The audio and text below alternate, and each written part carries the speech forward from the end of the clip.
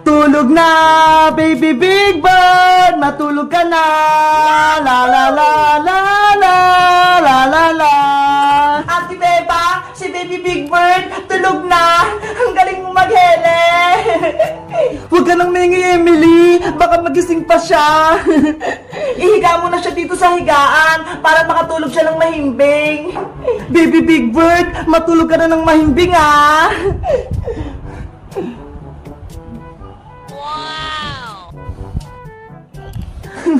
Ang cute-cute ni Baby Big Bird matulog. Katabi niya yung mama niya.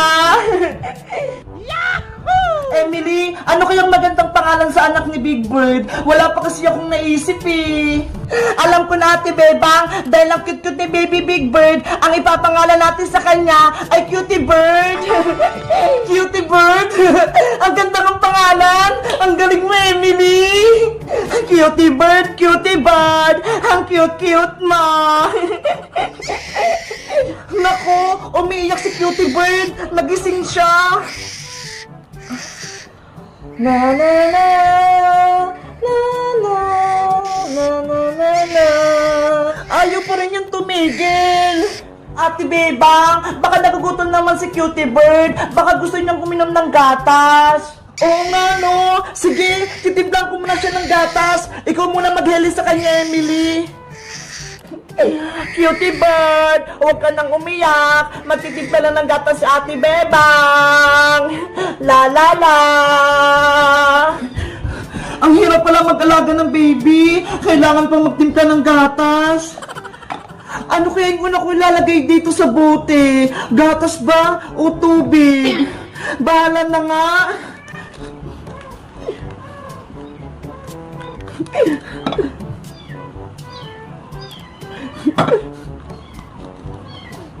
Ayan! May tubig at gatas na siya! Isishake ko na lang to!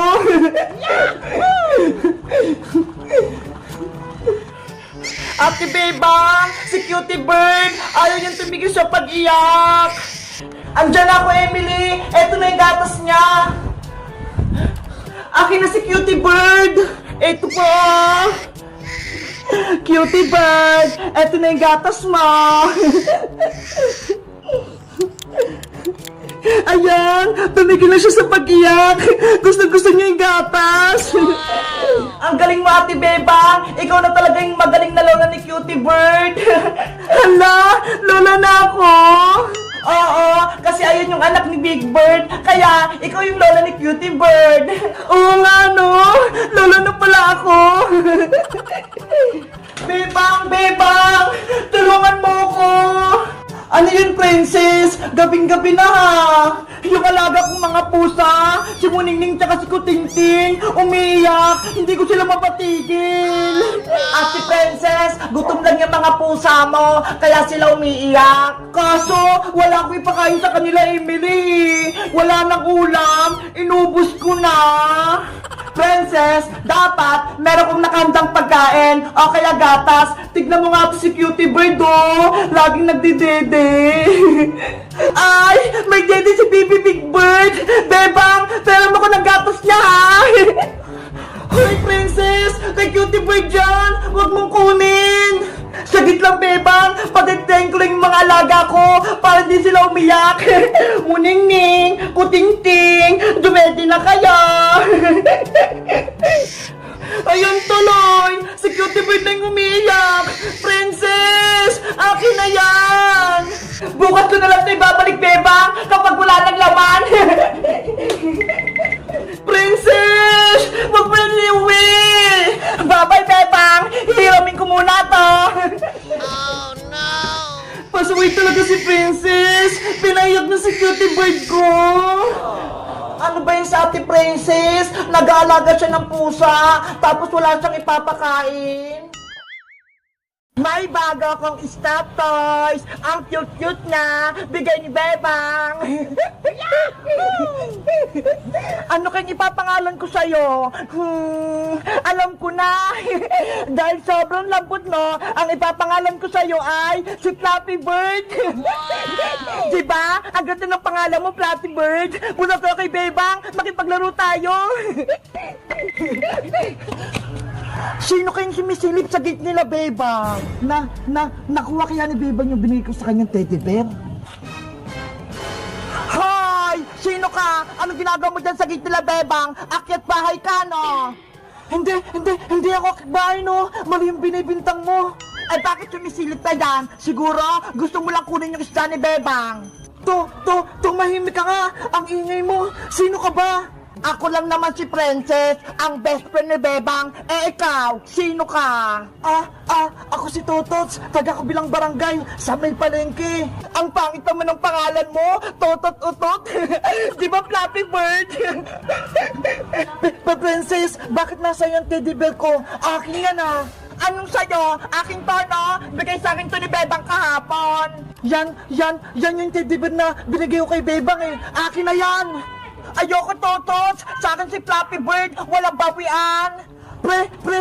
Princess, para kay Bebang yan, hindi para sa'yo yan! Ibig mong sabihin, ikaw yung secret admirer ni Bebang, yung nagbigay nito? Oo, ako nga. Ikaw pala yung may crush kay Bebang, ha? Bebang, nandito yung secret admirer mo, nasa labas! Princess, huwag kang maingay, nahiya ako kay Bebang! Bebang, lumabas ka dyan! Bilis! Naku, si Bebang, nandyan na siya! Ano na naman yun, Princess? Halika rito! May ipapakita ko sa'yo! Princess, huwag mong tawagin si Bebang! Lagot ka na kayong totot-utot! Makikilala ka na ni Bebang! Uwi na ako! Bigay mo na lang ito kay Bebang Bulaklak! Hoy, Totot! Ikaw magbigay nito kay Bebang! Sino kaya yung kausap niya? Princess, bakit maingay ka na naman dyan? Bebang, nandito kanina yung secret admirer mo eh. Yung nagbigay ng regalo kahapon. Nasaan siya? Wala na, umalis na siya. Pero ang sabi niya, ibigay ko daw sa itong bulaklak. Naku, hindi ko kayang tanggapin yan, Princess. Kapag nalaman ni nanay na may nagkakrush na sa akin, pagagalitan niya ako. Eh di sa akin na lang, kung ayaw mo. It smells so good. Okay, sa'yo na lang yan, Princess. Para ikaw naman yung pagalitan ni Aling Tire. Yay! May Flappy Bird na ako. May bulaklak pa. Ang sayo ko. Ano ba yan? Si Princess lang naman yung kumuha ng binigay kong bulaklak. Sana makausap ko na yung crush kong si Bebang. Guys, sabi ni Princess, may nagpunta daw dito, si Totots, crush daw niya ako. Kayo guys, may crush din ba kayo? Mag-comment lang kayo kung anong pangalan niya. Bye-bye!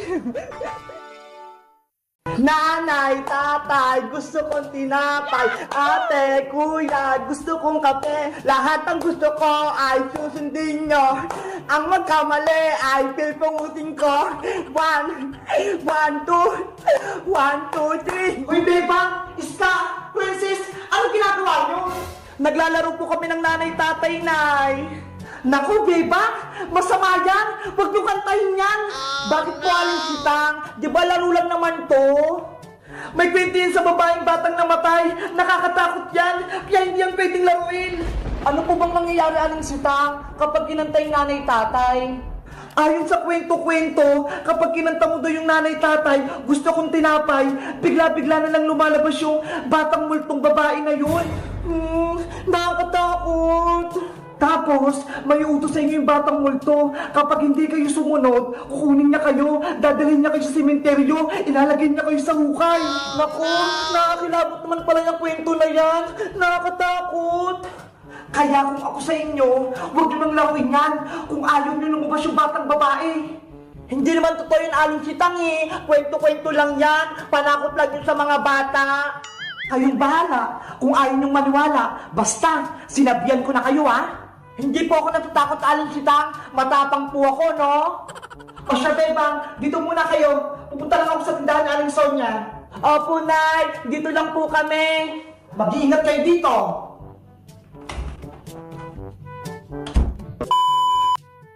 Bebang, Iska, tara na. Kantayin ulit natin yung nanay-tatay. Naku, Princess, ayoko. Ayoko rin. Baka lumabas yung batang babae. Matatakot naman kayo. Hindi yung totoo, no? Kanta lang yun.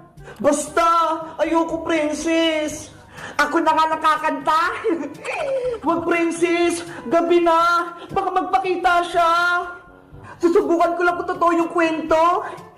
Nanay, tatay, gusto kong tinapay. Ate, kuya, gusto kong kape. Ano yun? Bakit bumukas yung pinto? Wala naman tao ah! Princess! Tama na yan! Lahat ang gusto ko ay susundin nyo. Ang magkamali ay pipinyutin ko.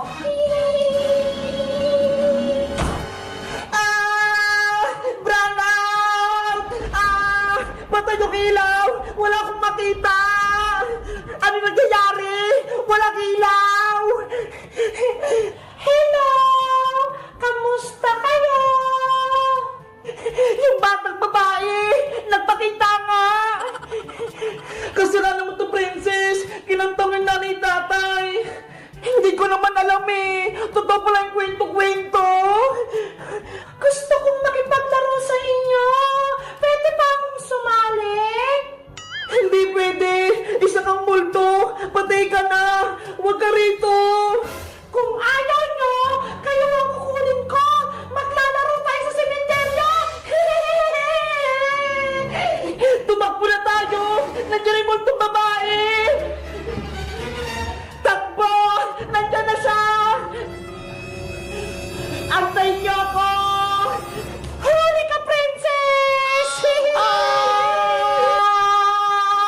Nanay, tatay, gusto kong tinapay. Si princess, dadalhin ko sa sementeryo. Bebang! Tulong! Hello guys! Alam niyo ba yung kantang nanay tatay? Gusto kong tinapay? Nilalaro niyo ba yun? Kasi sabi ni nanay, masama daw yun eh. Kaya lumabas yung batang multo. Si Princess, hinuli siya. Kawawa naman. Mag-comment lang kaya kung gusto niyo ng part 2. Bye-bye!